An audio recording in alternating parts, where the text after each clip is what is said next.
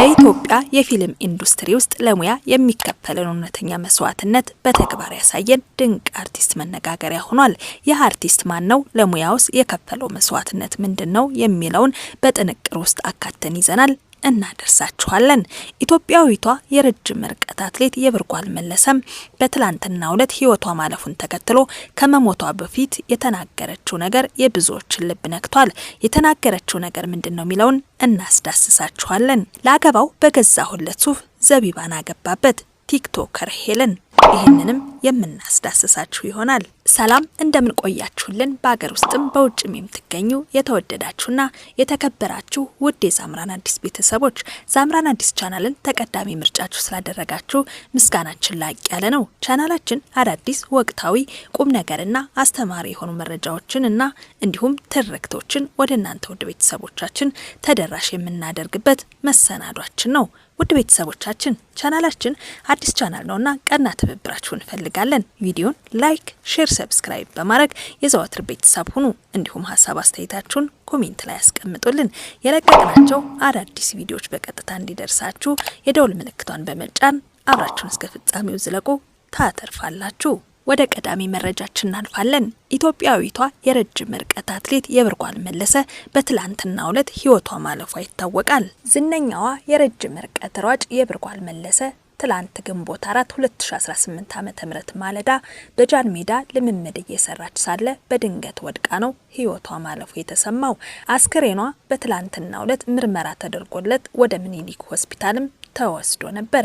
እንደ አውሮፓውያን አቆጣጠር በ2015 በኮንጎ ብራዛቪል በተካሄደው የመላው አፍሪካ ጨዋታዎች ሀገሯን ወክላ በግማሽ ማራቶን የነሐስ ማራቶን ያመጣችው አትሌቷ በዛው ዓመት በአሜሪካ ቺካጎ ማራቶን ሁለተኛ መውጣቷ ይታወሳል።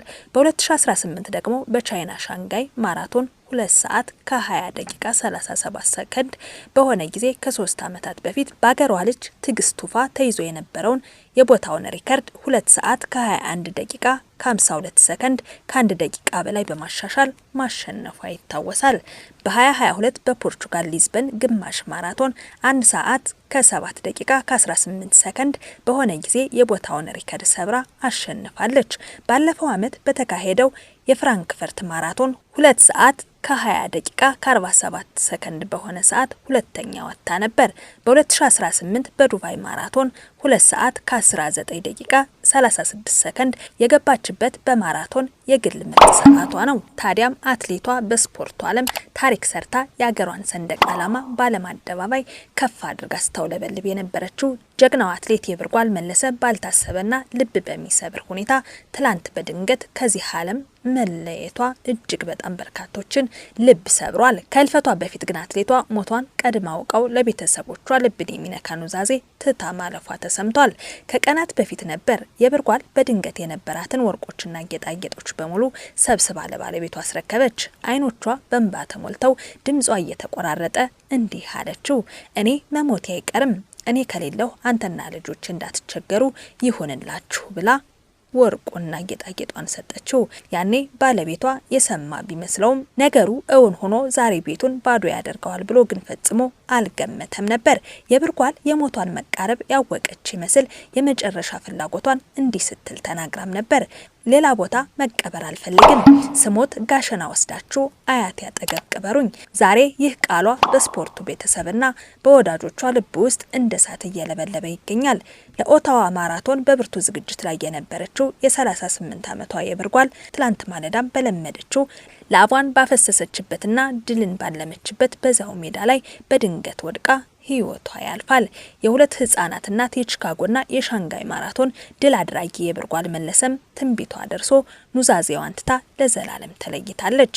ያንቺ ስም በታሪክ መዝገብ፣ ያንቺ ትዝታ ደግሞ በሁላችንም ልብ ውስጥ ለዘላለም ይኖራል። ለቤተሰቦቿና ለመላው የኢትዮጵያ ህዝብ መጽናናትን እንመኛለን። ወደ ቀጣዩ መረጃችን እናልፋለን። በኢትዮጵያ የፊልም ኢንዱስትሪ ውስጥ ለሙያ የሚከፈልን እውነተኛ መስዋዕትነት በተግባር ያሳየ አንድ ወጣት ባለሙያ ትልቅ መነጋገሪያ ሆኗል። ተዋናይና የፊልም ባለሙያ ሄኖክ ወንድሙ ፈረጃ የተሰኘውን አዲስ ፊልሙን ለተመልካች ለማብቃት ያለፈባቸው ረጅም ዓመታት በትዕግስትና በጽናት የተሞሉ ነበሩ። ሄኖክ ለዚህ ፊልም ስኬትና ለሚወክለው ገጸ ባህሪ ተአማኒነት ሲል ብቻ የሰውነቱን ክብደት እጅግ አደገኛ እስከሚባል ደረጃም ድረስ በመቀነስ ለሙያው ያለውን ጥልቅ ፍቅር በተግባር አሳይቷል። ይህ ወጣት የጀመረውን ፊልም ዳር ለማድረስ የገጠመው የገንዘብ እጥረት ሳይበግረው በተለያዩ መንገዶች ድጋፍ በማሰባሰብና የሰዎችን ፊት በማየት ጭምር ስራውን ለመቀጠል ተገዷል። በምስሉ ላይ እንደሚታየው ሄኖክ ለገጸ ባህሪው ሲል የደረሰበት አካላዊ ለውጥ ለሙያው የሰጠውን ትልቅ ዋጋና ቁርጠኝነት በግልጽ ይመሰክራል። ዛሬ ላይ ትልቁና ዋናው የፊልሙ ቀረጻም ተጠናቆ ለማጠቃለያ መድረሱ የተሰማ ሲሆን ይህ ስኬት ደግሞ በብዙ ውጣ ውረድና በመከራ ውስጥ ላለፈው ባለሙያ ትልቅ እፎይታ ነው። የሄኖክ ታሪክ ለኢትዮጵያ የጥበብ ሰዎች ትልቅ አርአያነት ያለው ነው። ጥበብ ዝም ብሎ ለመታየት ብቻ ሳይሆን እንዲህ ያለውን ራስን የመስጠትና የመለወጥ ጥበብን እንደሚጠይቅ ሄኖክ በተግባር አሳይቶናል። በቅርቡ ለእይታ ይበቃል ተብሎ የሚጠበቀው ፈረጃ ፊልም ከጀርባው እንዲህ ያለውን የ7 ዓመት የጽናት ታሪክ አዝሎ የመጣ በመሆኑም ለተመልካች ልዩ ስሜት እንደሚፈጥር ጥርጥር የለውም። ከዚህም ጋር ተያይዞ ታዲያ ኦል ቲንግስ ፎል አፓርት ፊልሙ ከ25 ኪሎ በላይ ክብደት በመቀነስ ዓለምን አስደንግጦ አስጨብጭቦም ነበር። ይህ ሰው ማን ነው ቢባል 50 ሴንት ነበር። ነገር ግን ይህ ሰው ከጀርባው ትልቁ ሆሊውድ ነበር። የግል ዶክተር ይከታተለው ነበር፣ ቫይታሚኖችን ይወስድ ነበር። ሄኖክ ወንድሙ ግን ከጀርባው የነበረው ጽናቱ ብቻ ነው። የሰው እጅ አይቷል፣ ሰዎች ስቀውበታል፣ አንዳንዶችም አልቋል ብለውታል። ለፈረጃ ፊልሙ ሲል ረሃብን፣ ድካምን፣ ህመምንና የ7 ዓመት ትግልን ተሸክሞ ቆይቷል። እውነተኛ ጥበብ ማለት ይሄ ነው። ሰዎች ሲስቁብህ እንኳን ህልምህን አለመተው። ፈረጃ ፊልም ሲወጣ ተመልካቹ የሚያየው ፊልም ብቻ አይሆንም። ከጀርባው ያለውን የ7 ዓመት ትግል፣ መከራ፣ ጽናትና የእውነተኛ አርቲስት መንፈስ ጭምር ነው። ስለ እውነት ሄኖክ ወንድሙ ስለከፈልከው መስዋዕትነት ሁሉ፣ ለጥበብ ላሳለፍከው ትልቅ አሻራ ሁሉ እናመሰግናለን። ሌላኛው መረጃችንና በበርካታ ሚዲያዎች ዘንድ መነጋገሪያ እየሆነ ያለው ላገባው በገዛሁለት ሱፍ ዘቢባን አገባበት ቲክቶከር ሄለን እንደተናገረችው ከሰሞኑ በሶሻል ሚዲያ መነጋገሪያ የሆነችው ሄለን ላገባው በገዛሁለት ሱፍ ዘቢባን አገባበት ስትል በቲክቶክ ገጿ ስትናገር ተስተውላለች። ኢሱንም በርካታ ስድብ የሚመስሉ ነገሮችን ስትሰነዝርበት ተመልክተናል። ኢሱም ከብዙ ዝምታ በኋላ ምላሽ ሰጥቷል።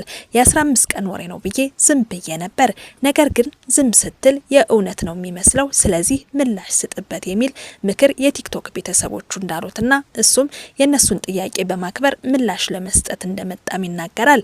ኢሱ ይችን ሴትዮ የትም አላውቃትም ብሏል።